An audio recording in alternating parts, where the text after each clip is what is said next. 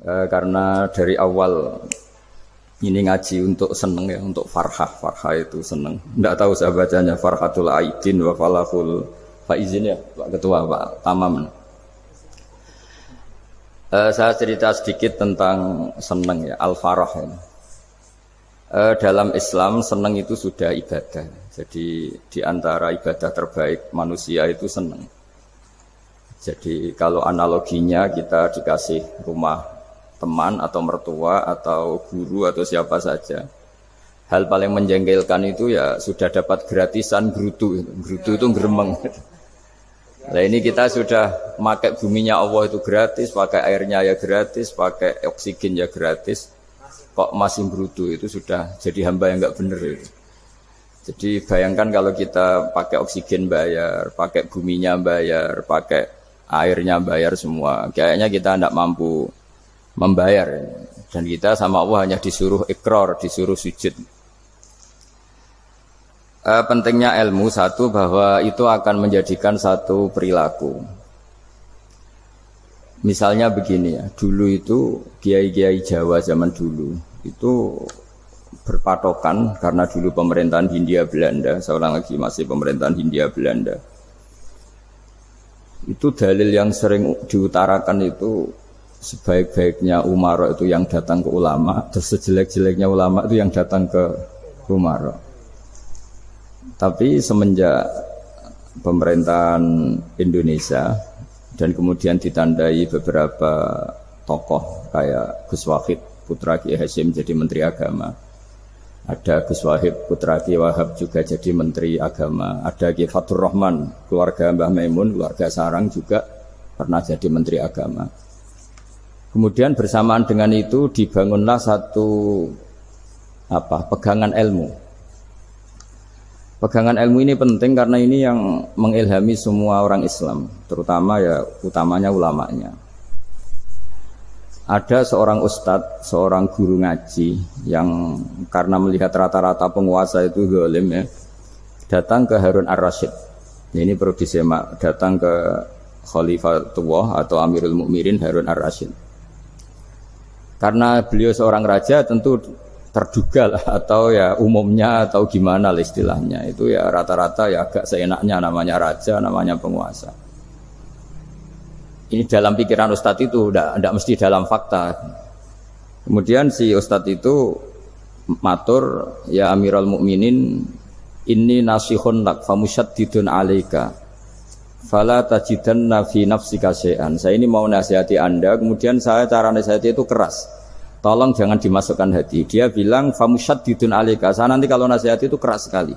Tolong dimaklumi karena ini penting, karena Anda harus dinasihati secara keras. Tapi sebelum nasihat itu diutarakan, kata Harun Ar-Rasyid, karena beliau Bani Abbas dan beliau orang alim, termasuk muridnya Imam Malik. Kata Harun Ar-Rasyid, uskut, kamu diam Ustaz. Inna Allaha ta'ala arsala man huwa khairun minka ila man huwa syarrun minni. Wa ma'adzalika yaqulu Allahu ta'ala faqula lahu qawlan layyinan la'allahu yatadzakkaru aw yakhsha. Jadi ini sekaligus etika dan norma ya bagi semua dai di Indonesia dan semua kita.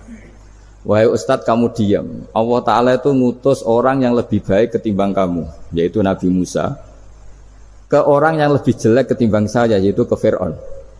Itu saja harus pakai etika, faqula lahu qawlan layyinan. Kamu harus ngomong yang halus. Jadi intinya ini Harun Ar-Rasyid komplain. Kamu itu kalau jadi ustadz ngaji kira-kira gitu. Jadi betapa baiknya orang dulu memahami Quran. Jadi Quran itu dibaca, kemudian kita mungkin baca terus jadi cerita, mungkin ada yang baca jadi perilaku, ada yang baca kemudian itu mengilhami, membentuk. Nah kira-kira itulah yang membentuk kiai-kiai alim di NU, di beberapa pesantren maupun orang-orang alim di luar NU. Asal ngajinya dan bacanya seperti kita, pasti seperti itu. Karena cara berpikir tadi sudah. Jadi akhirnya si ustadz tadi keluar dan minta maaf, anta a'lamu minni, ternyata engkau lebih alim ketimbang saya. Jadi kalimat famusyaddidun alika, saya akan keras cara memberi nasihat, itu yang diket, yang dipotong, yang dibatalkan atau yang diralat oleh Khalifatullah Harun Ar-Rasyid. Yaitu Dikatakan Inna wa ta'ala arsala man huwa khairun minka ila man huwa syarrun minni. Yaitu Allah mengutus orang yang lebih baik ketimbang kamu, yaitu Nabi Musa, ke orang yang lebih jelek ketimbang saya, yaitu Fir'aun. Itu pun harus faqula lahu qaulal layyinan. Cara berdakwah harus dengan kata-kata yang halus, yang lembut, yang indah. Dan dengan kata-kata itu diharapkan la'allahu yatadzakkaru aw yakhsha. Semoga yang didakwai menjadi ingat.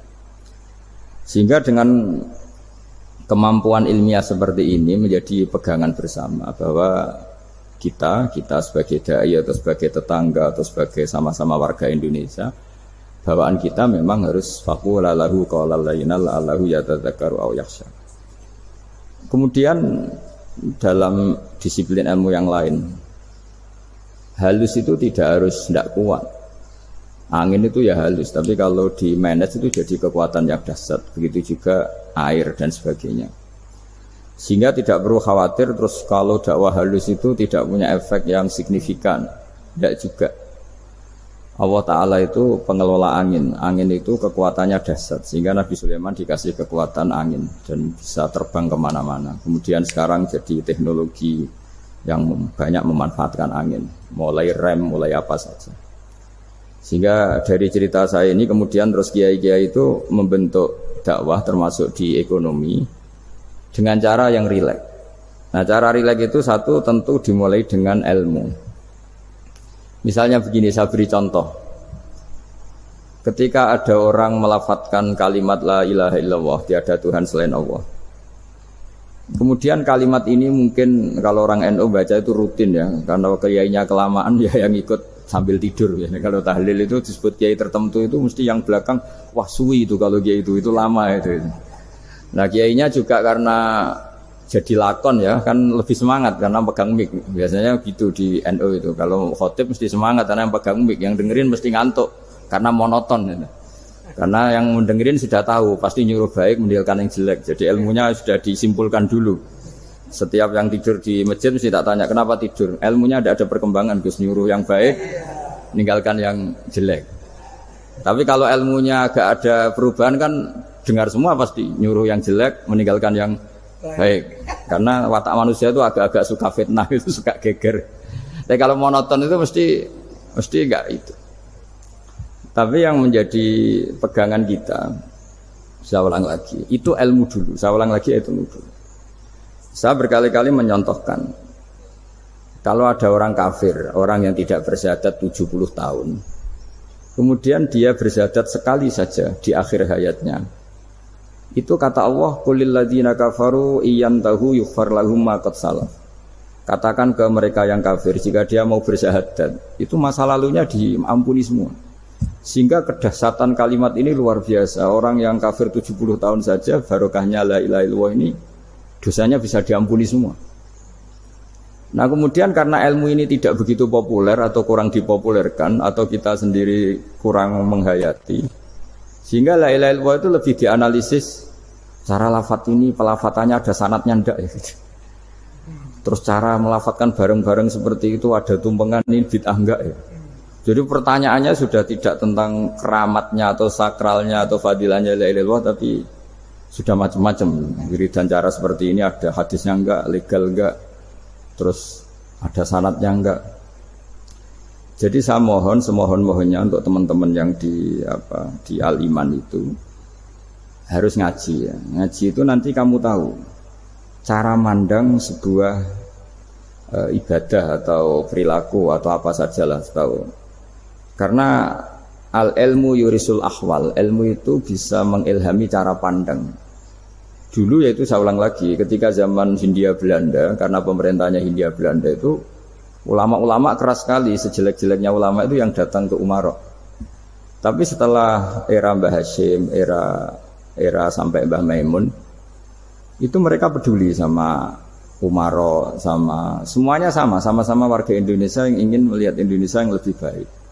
Sehingga banyak ya kakak saya sendiri pernah wakil bupati, terus putra Mbah Maimun wakil gubernur. Ini teman saya Kiai Hafid ya bupati. Semenjak itu terus, dan itu nggak lepas dari cara pandang. Ya itu cara pandang diantaranya adalah cerita tentang Nabi Musa yang Allah tetap peduli sama Fir'aun. Sehingga tetap didakwai Nabi siapa? Musa. Dan posisi Musa datang bukan memanggil. Ya, cuma sampai sekarang tuh belum pernah ke kantor bupatinya Pak Hafid. Karena kadang-kadang orang terus curiga mengajukan proposal jadi agak repot. Ketemu bupati itu sialnya kiai kan mesti pikirannya orang bupati ini nyangoni, kiai ini disangoni itu. Itu terus kayak kita fakir miskin itu. Jadi makanya saya itu belum pernah datang. Tapi alhamdulillah karena beliau berambisi menjadi wa khairul umara mayatuna babal ulama. Jadi datang tapi sangat ambisius ingin mengalahkan ulama karena dia kalau datang statusnya lebih tinggi. Ya tidak apa-apa ini tawaduk tapi niatnya enggak begitu tawaduk. Jadi datang. Makanya saya kemarin Yusuf Mansur pas datang, Pak Ustadz Yusuf Mansur saya datang harus sekali saja. Kalau kedua kali ribet. Karena kalau beliau datang dia punya status tawaduk. Lama-lama yang didatangi jadi takabur. Saya jadi yang ahli neraka, dia ahli surga. Saya kan rugi dong. Artinya rugi, gue kehilangan teh, kehilangan kopi. Beliau berstatus tawaduk, saya berstatus takabur kan repot. Makanya saya berharap jangan datang lagi. Karena jadi repot itu jadi repot kan. Padahal saya kalau disuruh datang ke Jakarta kayaknya ya berat. Selain sibuk juga takut ganggu saya. Jadi saya sering di Jakarta tapi ya tadi jarang ya. Biasanya nganggarkan waktu hanya pas saja, tidak kurang tidak lebih. Biasanya ngajar di pondoknya Pak Kures itu di Baitul Quran ya. Hanya ngajar santri-santri itu. Nah, jadi pemahaman Quran dulu itu kata Imam Ghazali. Ini sekaligus karena ada Pak Ustadz Yusuf Mansur. Itu membaca Quran itu membaca, bukan bercerita. Kalau kamu membaca seperti ini, kunta qori'an, kamu pembaca. Pembaca itu yang mengambil pelajaran. Tapi kalau kamu hanya cerita, itu namanya kunta hakian. Sebenarnya Anda tidak membaca Quran, tukang cerita. Misalnya tadi, cerita Nabi Musa datang ke Fir'aun. Itu kalau kamu hanya cerita, wah dulu itu ada orang namanya Fir'aun, didakwai Nabi yang namanya Musa. Ya itu namanya tukang cerita. Kalau kamu pembaca tidak gitu. Betapa baiknya Allah, orang sengawur Fir'aun saja inginnya Allah masih ingin diselamatkan dengan mengutus Nabi Musa kekasihnya. Itu namanya kunta qori'an, kamu pembaca betul, bukan kunta hakian, kamu tukang cerita. Begitu juga seterusnya tentang Quran ayat-ayat seterusnya. Sehingga yang diharapkan dari pembacaan Quran itu memang kita sebagai ahli baca, ahli mu'tabir ya, ahli yang ngambil pelajaran, bukan tukang apa? Cerita. Sehingga dulu ketika Sayyidina Umar radhiyallahu anhu ketika membuka Baitul Maqdis atau Baitul Muqaddas dan diajak syukuran, pesta-pesta makan itu. Beliau enggak mau. Ketika ditanya kenapa engkau enggak mau, alasannya itu langsung beliau baca Quran. Jadi saya punya sekian contoh. Saya ulang lagi, saya punya sekian contoh. Orang-orang dulu dengan Quran itu menyatu, bukan sekedar dihafal tapi menyatu. Sehingga bawaannya itu sudah Qurani, sudah Qurani. Saya beri contoh pertama Rasulullah SAW, nanti Umar kedua. Rasulullah itu pernah enggak makan sampai 3 hari. Terus ditanya oleh sahabat, lalu kekuatan engkau bisa hidup apa? Terus menghentikan al-aswadani, maksudnya itu tamar dan air, hanya makan kurma dan air. Tapi beliau tidak ketemu roti atau tidak ketemu nasi lah kalau orang Indonesia. Ketika hari ketiga dikasih makan oleh sahabat, dipotongkan kambing, kemudian baru makan 3 lukmah, kira-kira ya 3 asupan nasi, berhenti. Padahal sahabat yang lapar sama dengan Rasulullah itu membayangkan Nabi itu sampai kenyang, sampai apa. Tapi ketika ditanya, seperti ini pun nanti ada hisabnya. Walatus alunna yauma idzin anin naim. Jadi acara makan-makan gini itu nanti ada hisabnya. Nabi nangis. Akhirnya sahabat nggak jadi nerusin makan. Jadi ketakutan orang dulu sama ketika Sayyidina Umar dijak pesta ketika memenangkan Baitul Maqdis itu. Inna wa ta'ala ayyara qauman. Allah itu mengkritik sebuah komunitas kaum karena apa? Adhabtum thayyibatikum fi hayatikumud dunya wastamta'tum biha. Kamu adalah orang-orang yang jatah nikmat kamu sudah kamu habiskan di dunia. Adhabtum itu kalian habiskan jatah kenikmatan kamu di dunia. Wastamta'tum biha, kamu di dunia sudah berpuas-puas. Maka jatah Anda sekarang di akhirat habis. Sehingga Sayyidina Umar enggak mau pesta-pesta karena takut jatah nikmatnya habis. Kata beliau terus astabqi thayyibati, akan saya sisakan sisi-sisi kebaikan saya supaya ndak habis. Corong Jawa itu aja dientek-entekno biar jatahnya masih. Sehingga di dunia kiai itu ya meskipun saya akrab bupati, akrab mungkin wakil gubernur, saya itu ya jarang ketemu. Karena kalau orang Jawa bawaannya ketemu ya makan-makan, guyon-guyon. Nak keterusan ras demen buswarga. Makanya saya pastikan Pak Yusuf Mansur ke sini tidak akan saya jamin, biar aja, biar jatahnya masih. Jadi ini bukan karena saya bakhil, biar jatahnya masih. Mendit menyelamatkan. Ya, jadi itu ilmunya kiai. Nah, efek dari ilmu ini dahsyat. Kalau Anda berpikir tentang nasib Anda di akhirat, nanti bawaannya juga tidak akan mudah menyalahkan orang lain, tidak akan menghakimi orang lain karena sibuk dengan dirinya sendiri, tapi tidak dengan makna egois, tapi makna orang baik itu siapa? Orang yang sibuk dengan aib pada dirinya, dengan kekurangan pada dirinya, saking sibuknya mikir aibnya sendiri, tidak sempat mengoreksi aibnya orang lain. Itu awal ilmu.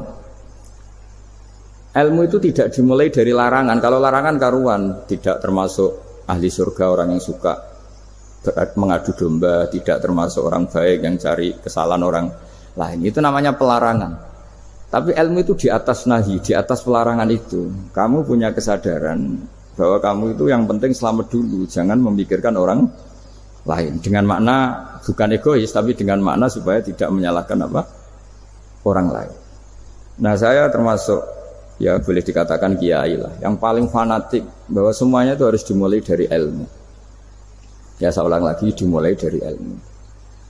Nah, dari sini kemudian saya berharap Indonesia menjadi damai, menjadi baik. Itu bukan karena kita baik-baik banget, ya tidak mungkin kita ada nabi, tapi karena sudah sibuk dengan memikirkan kesalahan diri sendiri. Sehingga misalnya kita baca Quran, Rabbana zalamna anfusana, lalu kita langsung ingat betapa hubungan kita dengan Allah itu harus ikrar dulu, merasa zalim dulu, merasa salah dulu. Nah, kalau semua orang merasa salah di depan Allah itu mesti bawaannya enggak mudah menyalahkan orang lain, karena kita bilang Rabbana zalamna anfusana. Nah, itulah ilmu-ilmu yang mungkin banyak pembaca Quran tapi hanya baca, atau kalau baca ini tok disebut al-haqi, ahli cerita. Yang dibutuhkan tuh al-qari', pembaca kemudian mu'tabir, kemudian mau beriktibar. Seperti yang dilakukan tadi Harun Ar-Rasyid tadi. Inna wa ta'ala arsala man huwa khairun minka ila man huwa syarrun minni. Wa ma'adzalika yaqulu wa ta'ala faqula lahu qaulal layyin. Ini kamu tidak usah memaksakan musyaddid keras sama saya, karena Allah Ta'ala telah mengutus orang lebih baik ketimbang kamu, yaitu Nabi Musa, ke orang yang lebih jelek ketimbang saya, yaitu Fir'aun. Itu saja harus beretika. Faqula lahu qawlal layyinal la'allahu yatadzakkaru aw yakhsha. Dan alhamdulillah bawaan kita sebagai orang timur atau orang Jawa itu kalau mau ngandani orang itu halus sekali. Di antara bentuk kehalusan kata-kata diceritakan di ayat lain. Ketika Nabi Musa ketemu Fir'aun, dawuhnya begini, fakul apa itu yang di juz 30 yang juz di juz 30 ini yang bagian dari, kan tadi hanya fakul lahu qaulal layyinan. Lahu qaulal layyinan itu bentuknya apa? Ya, bentuknya apa? Itu Nabi Musa disuruh ngendikan sama Fir'aun. Apakah kamu mau saya nasihati?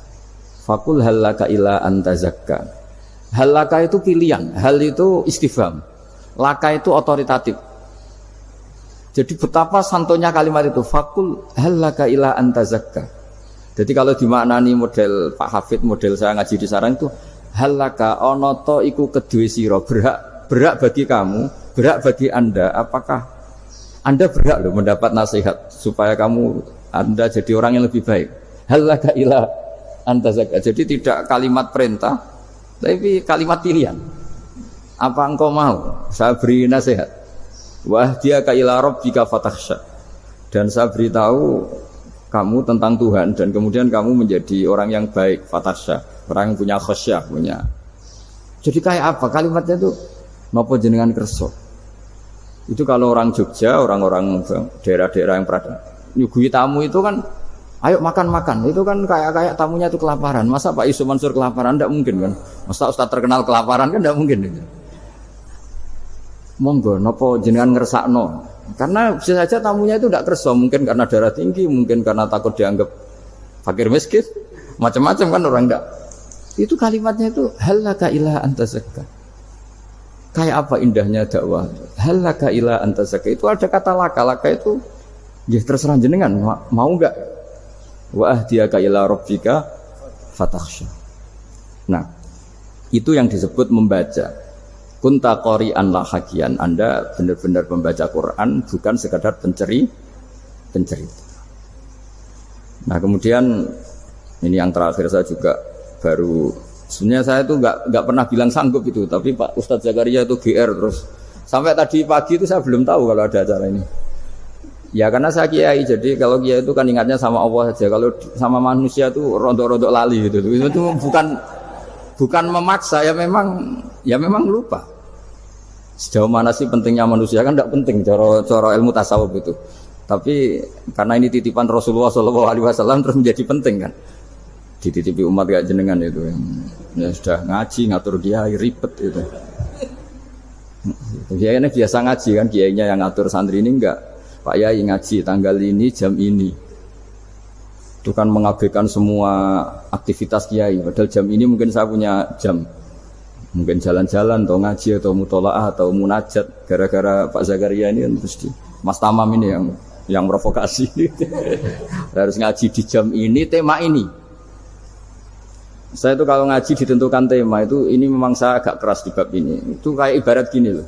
Saya ini dokter, kemudian ada orang yang sakitnya itu jantung, terus bilang ke saya, Pak dokter sembuhkan kukul saya. Wong penyakit ekstrimnya itu jantung, kok bila disembuhkan apa? Kukul. Kan gak penting, sembuh tidak sembuh, kukul itu kan gak penting, jerawat itu. Kiai itu tahu kesalahan paling fatal manusia itu akidah. Jadi kadang-kadang mintanya ilmu yang tidak akidah, yang gak penting. Jadi kadang-kadang kiai itu ya digurui betul kalau di Indonesia itu. Misalnya, ini tidak nyindir loh, memang marah betul kalau di bab-bab seperti ini. Tapi ini biar jadi ilmu masif, ilmu yang general. Saya ulang lagi ya, Anda jadi dokter, tahu pasien Anda ini penyakit jantung kronis atau sudah fatal lah sudah. Terus orang itu bilang, Pak Yai, itu Pak dokter, tolong obati kulit saya supaya tidak jerawatan. Kamu bilang ini orang aneh enggak? Aneh kan? Nah, kiai juga gitu. Saya sering itu ada orang mau haji gitu, Gus doain saya jadi haji mabrur. Pernah belajar haji Pak? Dereng. Mungkin enggak orang belum belajar nyupir terus kemudian minta didoain, Gus saya mau nyupir doain selamat. Mau nyupir aja enggak bisa kok minta doa selamat. Harusnya urutannya kan belajar dulu baru minta doa. Tapi kali ini aliman bener ngajaknya akidah dulu, ahli sunnah kan. Nah itu bener karena akidah itu hal yang prinsip memang harus. Kalau kebetulan enggak bener tak revisi betul. Untungnya kok temanya bener. Jadi saya mohon ke seluruh orang-orang yang mau ngaji ke kiai itu tema itu biar yang milih kiai supaya tahu prioritas yang harus benahin. Jangan tema yang kita yang milih, jangan-jangan tema yang kita pilih itu tidak mendesak atau tidak penting. Ini bukan apa-apa, ini saking ingin baik saya ya, keinginan baik saya supaya dulu zaman sahabat ya gitu. Kalau ada pertanyaan salah sama Nabi dibenerin, cuma Nabi terlalu bijak. Cara benerin tuh enak. Kalau saya karena tidak Nabi saja ya agak-agak kasar kan. Kalau tidak Nabi tidak wajib bener terus. Yang wajib bener terus itu Nabi. Saya beri contoh. Ya. Nabi itu ngendikan tentang kiamat. Kiamat itu dahsyat, mengerikan gini-gini. Kalau pikirannya orang kampung itu begini. Nabi ini aneh. Cerita kiamat dahsyat tapi nggak ada tanggalnya, ada tahunnya. Harusnya ada dong, biar kita bisa persiapan. Sehingga Nabi disomasi di tengah-tengah khutbah itu, ya Rasulullah mata sa'ah. Nah, karena ini orang Bedui, Nabi nggak dengerin, diulang lagi. Mata sa'ah ya Rasulullah. Ketika Nabi mengabaikan itu ada dua kelompok sahabat, yang satu bilang lam yasma, Nabi tidak dengar sehingga mengabaikan. Yang kedua bilang sami'a wa kariha, Nabi sebenarnya mendengar tapi tidak berkenan. Tapi diulang lagi ketiganya, ya Rasulullah mata sa'ah. Akhirnya Nabi jawab, mau tidak mau, karena kalau enggak ya namanya orang Bedui ngomong terus. Nabi balik tanya, Ya karena cara berpikir dia kalau kiamat itu jelas kapannya kan bisa persiapan itu. Paling enggak pas mau kiamat terus pas ngaji Quran apa kan bisa persiapan itu. Akhirnya Nabi balik tanya, ma'atatalaha. Kalau kamu berani tanya kiamat, lalu persiapan kamu apa? Ya terus orang itu bilang masyhur tuh, ma'atatulaha kabira sholatin wala siyamin wala kadza wa kadza walakinni uhibbuka. Saya sebenarnya tidak punya persiapan ya Rasulullah, cuma persiapan banyak puasa ya enggak, banyak sholat enggak, tapi saya mencintai engkau. Terus masyhur itu jadi hadis paling legenda, almar'u ma'aman ahabba, sebagian disebut anta ma'aman ahbabta. Ini kata semua sahabat yang di masjid. Si Bedui ini orang paling dibenci sahabat karena mengganggu Nabi saat khutbah, tapi akhirnya ini menjadi orang paling dicintai sahabat karena barokahnya itu hadis itu keluar secara terbuka, almar'u ma'aman ahabba. Sebagian riwayat yukhsyarul mar'u ma'aman ahabba, nanti orang akan sowan sama Allah bersama orang yang mereka cintai. Nah itu sahabat-sahabat fama farihu ba'dal Islam farohahum biadal hadis. Mereka tidak pernah senang setelah masuk Islam sesenang hadis ini. Karena kita tidak perlu soleh-soleh banget, cukup nyintai orang apa? Soleh gitu.